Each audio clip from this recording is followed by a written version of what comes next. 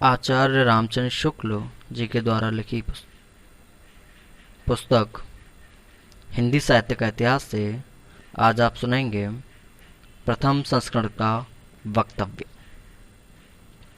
हिंदी के कवियों का एक वृत्त संग्रह शिव सिंह सेंगर ने सन 1833 ईस्वी में प्रस्तुत किया था। इसके पीछे सन 1889 में डॉक्टर अफसर ग्रियर्सन ने modern vernacular literature of northern Hindustan के नाम से एक वैसा ही बड़ा कवि वृत्त संग्रह निकाला। काशी की नागरानी प्रचारणी सभा का ध्यान आरंभ में इस बात की ओर गया कि सहस्त्रों हस्तलिखित हिंदी पुस्तकें देश के अनेक भागों में पुस्तकालयों तथा घरों में अज्ञात पड़ी हैं। अतः सरकार की आर्थिक सहायता से उसने सन 1900 से पुस्तकों की खोज का काम हाथ में लिया। सन 1911 तक की खोज की अपनी 8 रिपोर्टों में सैकड़ों अज्ञात कवियों तथा ज्ञात कवियों के अज्ञात ग्रंथों का पता लगाया।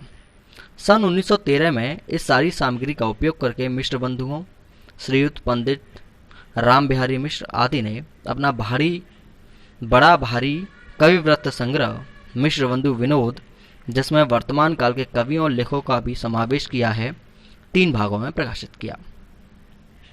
इधर जब से विश्वविद्यालयों में हिंदी की उच्च शिक्षा का विधान हुआ, तब से उसके साहित्य के विचार श्रृंखलाबद्ध इतिहास की आवश्यकता का अनुभव छात्र और अध्यापक दोनों कर रहे थे। शिक्षित जनता की जिन जिन प्रवृत्तियों के अनुसार हमारे साहित्य स्वरूप में जो परिवर्तन आए हैं, जिन जिन प्रभावों की प्रेरणा से काव्य धारा की भिन्न भिन्न शाखाएं फूटती रही हैं, उन सबके सम्यक निरूपण तथा उनकी दृष्टि से किए हुए सुसंगत काल विभाग के बिना साहित्य के इतिहास का सच्चा अध्ययन कठिन दिखाई पड़ता था। 700-800 वर्षों की संचित ग्रंथ राशि सामने रखी हुई थी, पर ऐसी निर्दिष्ट सारणियों की उद्भावना नहीं हुई थी जिनके अनुसार सुगमता से इन प्रभुत सामग्री का वर्गीकरण होता। भिन्न भिन्न शाखाओं के हजारों कवियों की केवल कालक्रम से गूंथी उपयुक्त व्रतमालाएं साहित्य के इतिहास के अध्याय में कहाँ तक सहायता पहुंचा सकती थीं। सारे रचना काल को केवल आदि, मध्य, पूर्व, उत्तर इत्यादि खंडों में आंख मूंदकर बांट देना, यह भी न देखना कि खंड के भीतर क्या आता है क्या नहीं, किसी वृत्त संग्रह को इतिहास नहीं बना सकता।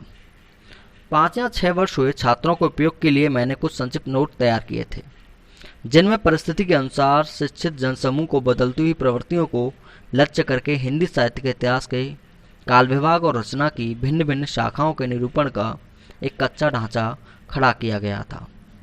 हिंदी शब्द सागर समाप्त हो जाने पर उसकी भूमिका के रूप में भाषा और साहित्य का विकास देना भी स्थिर गया। अतः एक नियत समय के भीतर ही यह इतिहास लिखकर पूरा करना पड़ा।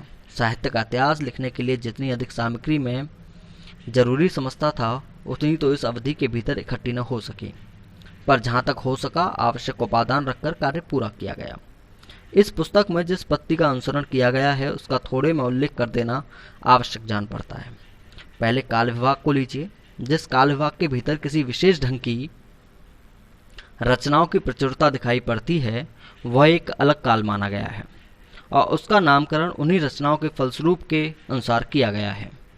इसी प्रकार काल का एक निर्दिष्ट सामान्य लक्षण बनाया जा सकता है। किसी एक ढंग की रचना की प्रचुरता से अभिप्राय यह है कि दूसरे ढंग की रचनाओं में से चाहे किसी एक ढंग की रचना को लें, वह परिणामों में प्रथम के बराबर न होगी। यह नहीं कि और सब ढंगों की रचनाएं मिलकर भी इसके बराबर न होंगी। जैसे यदि किसी काल में 5 ढंग की रचनाएं 10, 5, 6, 7 और 2 के क्रम में मिलती हैं, तो उस ढंग की रचना की 10 पुस्तकें हैं जिनकी प्रचुरता कही जाएगी। यद्यपि शेष और ढंग की सब पुस्तकें मिलकर 20 हैं। यह तो हुई पहली बात। दूसरी बात है ग्रंथों की प्रसिद्धि। किसी काल के भीतर जिस एक ही ढंग के अधिक ग्रंथ प्रसिद्ध चले आते हैं, उस ढंग की रचना इस काल के लक्षण के अंतर्गत मानी जाएगी, चाहे और दूसरे ढंग की अप्रसिद्ध और साधारण कोटि की बहुत सी पुस्तकें भी इधर उधर कोने में पड़ी मिल जाया करें। प्रसिद्धि भी किसी काल की लोक प्रवृत्ति की प्रतिध्वनि है। सारांश यह कि इन दोनों बातों की ओर ध्यान रखकर काल विभागों का नामकरण किया गया है। आदिकाल का नाम मैंने वीरगाथा काल रखा है। उक्त काल के भीतर 2 प्रकार की रचनाएं मिलती हैं, अपभ्रंश की और देव भाषा बोलचाल की। अपभ्रंश की पुस्तकों में कई तो जैनों के धर्म तत्व निरूपण संबंधी जो साहित्य की कोटि में नहीं आती, और जिनका उल्लेख केवल यह दिखाने के लिए ही किया गया है कि अपभ्रंश भाषा का व्यवहार कब से हो रहा था। साहित्य की कोटि में आने वाली रचनाओं में कुछ तो भिन्न भिन्न विषयों पर फुटकल दोहे हैं, जिनके अनुसार उस काल की कोई विशेष प्रवृत्ति निर्धारित नहीं की जा सकती। साहित्य की पुस्तकें केवल 4 हैं: विजयपाल रासो, हम्मीर रासो, कीर्तिलता, कीर्ति पताका। देश भाषा काव्य की 8 पुस्तकें प्रसिद्ध हैं: खुमान रासो, बीसलदेव रासो, पृथ्वीराज रासो, जयचंद्र प्रकाश, जयमेंग जस चंद्रिका, परमाल रासो, खुसरो की पहेलियां और विद्यापति पदावली। इन्हीं 12 पुस्तकों की दृष्टि से आदिकाल का लक्षण, निरूपण और नामकरण हो सकता है। इनमें से अंतिम 2 या बीसलदेव रासो को छोड़कर शेष सब ग्रंथ वीरगाथात्मक ही हैं, अतः आदिकाल का नाम वीरगाथा काल ही रखा जा सकता है। जिस सामाजिक या राजनीतिक परिस्थिति की प्रेरणा से वीरगाथाओं की प्रवृत्ति रही है, उसका सम्यक निरूपण पुस्तक में कर दिया गया है।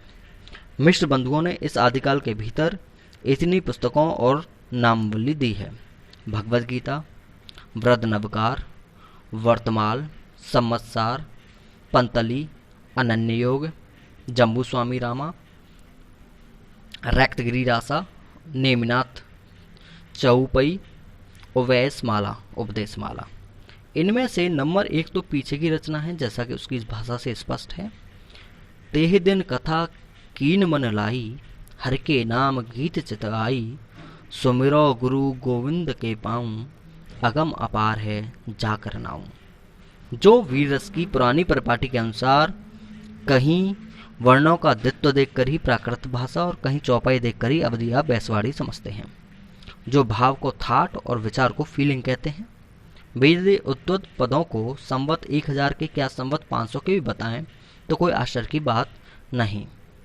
पुस्तक की संवत सूचक पंक्ति का यह गड़बड़ पाठ ही सावधान करने के लिए काफी है।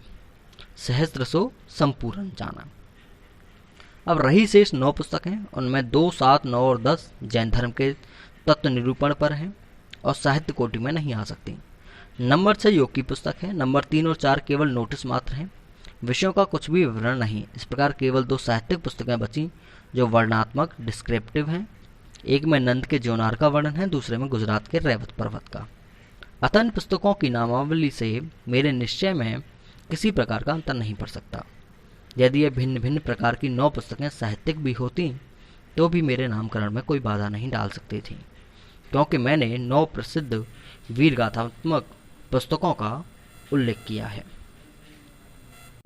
एक ही काल और एक ही कोटि की रचना के भीतर जहाँ भिन्न भिन्न प्रकार की परंपराएं चली हुई पाई गई हैं, वहाँ अलग अलग शाखाएं करके सामग्री का विभाग किया गया है।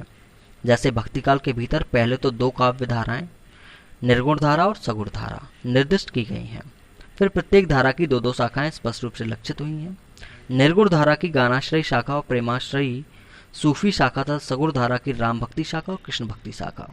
इन धाराओं और शाखाओं की प्रतिष्ठा यूं ही मनमाने ढंग पर नहीं की गई, इनकी एक दूसरे से अलग अलग करने वाली विशेषताएं अच्छी तरह दिखाई भी गई हैं और देखते ही ध्यान में आ भी जाएंगी। रीतिकाल के भीतर रीतिबद्ध की जो परंपरा चली है, उसका विभाग करने का कोई संगत आधार मुझे नहीं मिला। रचना के स्वरूप आदि में कोई स्पष्ट भेद निरूपित किए बिना विभाग कैसे किया जा सकता है? किसी काल विस्तार को लेकर यूं ही पूर्व और उत्तर नाम देकर तो हिस्से कर डालना ऐतिहासिक विभाग नहीं कहला सकता। जब तक पूर्व और उत्तर के अलग अलग लक्षण न बताए जाएंगे, तब तक इस प्रकार के विभाग का कोई अर्थ नहीं। इसी प्रकार थोड़े थोड़े अंतर पर होने वाले कुछ प्रसिद्ध कवियों के नाम पर अनेक काल बाँध चलने के पहले यह दिखाना आवश्यक है कि प्रत्येक काल प्रवर्तक कवि का यह प्रभाव उसके काल में होने वाले सब कवियों में सामान्य रूप से पाया जाता है। विभाग का कोई स्पष्ट आधार होना चाहिए। रीतिबद्ध ग्रंथों की बहुत गहरी छानबीन और सूक्ष्म पर्यालोचन करने पर आगे चलकर शायद विभाग का कोई आधार मिल जाए, पर अभी तक मुझे नहीं मिला है। रीतिकाल के संबंध में 2 बातें और कहनी है। इस काल के कवियों और पश्चात्मक वृत्तों की छानबीन में मैं अधिक नहीं प्रवृत्त हुआ हूँ, क्योंकि मेरा उद्देश्य अपने साहित्य के इतिहास का एक पक्का और व्यवस्थित ढांचा खड़ा करना था, न कि कवि कीर्तन करना। अतः कवियों के परिचयात्मक विवरण मैंने प्राय मिश्रबंधु विनोद से ही लिए हैं। कहीं कुछ कवियों के विवरणों में परिवर्तन और परिष्कार भी किया है, जैसे ठाकुर दीनदयाल गिरी, राम सहाय और रसिक गोविंद के विवरणों में। यदि कुछ कवियों के नाम छूट गए या किसी कवि की मिली जुली हुई पुस्तक का उल्लेख नहीं हुआ तो इससे मेरी कोई बड़ी उद्देश्य हानि नहीं हुई। इस काल के भीतर मैंने जितने कवि लिए हैं या जितने ग्रंथों के नाम दिए हैं उतने ही जरूर से ज़्यादा मालूम हो गए हैं। रीतिकाल या और किसी काल के कवियों की साहित्यिक विशेषताओं के संबंध में मैंने जो संक्षिप्त विचार प्रकट किए हैं वे दिग्दर्शन मात्र के लिए। इतिहास की पुस्तक में किसी कवि का पूरी या अधूरी आलोचना भी नहीं आ सकती। किसी कवि की आलोचना लिखनी होगी तो स्वतंत्र प्रबंध या पुस्तक के रूप में लिखूंगा। बहुत प्रसिद्ध कवियों के संबंध में थोड़ा विस्तार से लिखना पड़ा है, पर यह भी विशेष प्रवृत्तियों का ही निर्धारण किया गया है। यह अवश्य है कि उनमें से कुछ प्रवृत्तियों को मैंने रसोपयोगी और कुछ को बाधक कहा है। आधुनिक काल में गद्य का आविर्भाव सबसे प्रधान साहित्यिक घटना है, इसलिए इसके प्रसार का वर्णन विशेष विस्तार के साथ करना पड़ा है। मेरा विचार इस थोड़े से काल के बीच हमारे साहित्य के भीतर जितनी अनेक रूपता का विकास हुआ है उसको आरंभ तक लाकर उसमें आगे की प्रवृत्तियों का सामान्य और संक्षिप्त उल्लेख करके ही छोड़ देने का था, क्योंकि वर्तमान लेखकों और कवियों के संबंध में कुछ लिखना अपने सिर एक भला मोल लेना ही समझ पड़ता था, पर जी न माना। वर्तमान सहयोगियों तथा उनकी अमूल्य कृतियों का उल्लेख भी थोड़े बहुत विवेचन के साथ डरते डरते किया गया। वर्तमान काल के अनेक प्रतिभा संपन्न और प्रभावशाली लेखकों और कवियों के नाम जल्दी से या मूल से छूट गए होंगे। इसके लिए या उससे भी अधिक उनकी कृतियों के विशेष रूप से परिचित महानुभावों से क्षमा की प्रार्थना है। जैसा पहले कहा जा चुका है, यह पुस्तक जल्दी में तैयार करनी पड़ी है। इससे इसका रूप जो मैं रखना चाहता था वह भी इसे पूरा नहीं प्राप्त हो सका है। कवियों और लेखकों के नामोल्लेख के संबंध में एक बात का निवेदन और है, इस पुस्तक का उद्देश्य संग्रह नहीं था। इससे आधुनिक काल के अंतर्गत सामान्य लक्षणों और प्रवृत्तियों के वर्णन की ओर ही अधिक ध्यान दिया गया। पहले संस्करण में इस काल का प्रसार कुछ और अधिक हो सकता है। कहने की आवश्यकता नहीं है कि हिंदी साहित्य का यह इतिहास हिंदी शब्द सागर की भूमिका के रूप में हिंदी साहित्य का विकास के नाम से सन 1929 के जनवरी महीने में निकल चुका है। इस अलग पुस्तकाकार संस्करण में बहुत सी बातें बढ़ाई गई हैं, विशेषता आदि और अंत में। आदिकाल के भीतर अपभ्रंश की रचनाएं भी ले ली गई हैं, क्योंकि वे सदा से भाषा काव्य के अंतर्गत ही मानी जाती रही हैं। कवि परंपरा के बीच प्रचलित जनश्रुति कई ऐसे भाषा काव्यों के नाम गिनाती चली आई है जो अपभ्रंश में हैं, जैसे कुमारपाल चरित्र और शारंगधर कृत हम्बीर रासो। हम्बीर रासो का पता नहीं, पर प्राकृत पिंगल सूत्र उलटते पलटते मुझे हम्बीर के युद्धों के वर्णन वाले कई बहुत ही ओजस्वी पद छंदों के उदाहरण में मिले। मुझे पूर्ण निश्चय हो गया है कि ये पद शारंगधर के प्रसिद्ध हम्बीर रासो के ही हैं। आधुनिक काल के अंत में वर्तमान की कुछ विशेष प्रवृत्तियों के वर्णन को थोड़ा और पल्लवित करना पड़ा, जिसमें उन प्रवृत्तियों के मूल का ठीक ठीक पता केवल हिंदी पढ़ने वालों को ही हो जाए, वे धोखे में न रहकर स्वतंत्र विचार में समर्थ हों। मिश्र बंधुओं के प्रकांड कविव्रत संग्रह मिश्र बंधु विनोद का उल्लेख हो चुका है। रीतिकाल के कवियों का परिचय लिखने में मैंने प्राय उक्त ग्रंथ से ही विवरण लिए हैं। अतः आधुनिक शिष्टता के अनुसार उनके उत्साह और परिश्रमी संकलनकर्ताओं को धन्यवाद देना मैं बहुत जरूरी समझता हूँ। हिंदी पुस्तकों की खोज की रिपोर्ट भी मुझे समय समय पर विशेषतः संदेह के स्थल आने पर उलटनी पड़ी है। राय साहब, बाबू श्याम सुंदर दास बीए की हिंदी कोविद रत्नामल, श्रीयुत पंडित रामनरेश त्रिपाठी की कविता कौमुदी तथा श्री वियोगी हरिजनी के ब्रज माधुरी सार से भी बहुत कुछ सामग्री मिली है। अतः उक्त तीनों महानुभावों के प्रति मैं अपनी कृतज्ञता प्रकट करता हूँ। आधुनिक काल के प्रारंभिक प्रकरण लिखते समय जिस कठिनता का सामना करना पड़ा उसमें मेरे बड़े पुराने मित्र पंडित केदारनाथ पाठक भी काम आए, पर न आज तक मैंने उन्हें किसी बात के लिए धन्यवाद दिया है, न अब देने की हिम्मत कर सकता हूँ। धन्यवाद को आजकल वे एक बदमाशी समझते हैं। इस कार्य में मुझसे जो भूलें हुई उनके सुधार की, जो त्रुटि रह गई हैं उनकी पूर्ति की, और जो अपराध बन पड़े उनकी क्षमा की पूरी आशा करके ही मैं अपने श्रम से कुछ संतोष लाभ कर सकता हूँ। काशी, आषाढ़ शुक्ल 5, 1986। रामचंद्र शुक्ल।